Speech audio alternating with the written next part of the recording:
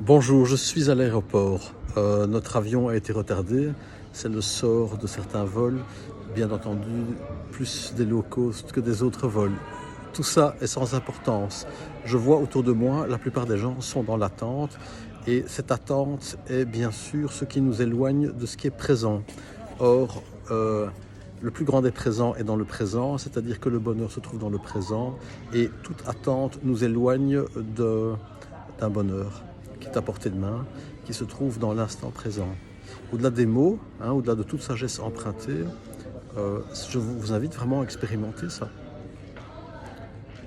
L'attente est au-delà de nous-mêmes.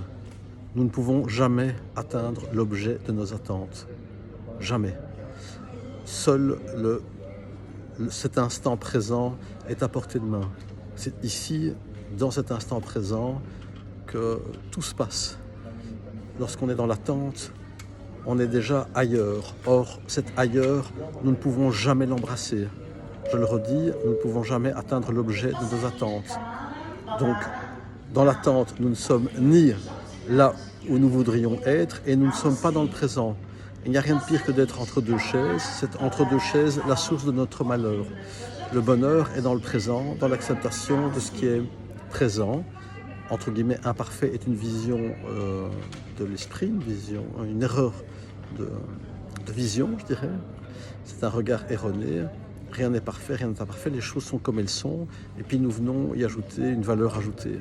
Donc c'est maintenant, là où nous sommes, tel que nous sommes avec ce qui est présent, que nous pouvons être.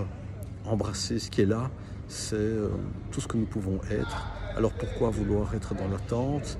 Pourquoi nourrir cette attente? Pourquoi se fâcher contre ce qui est présent?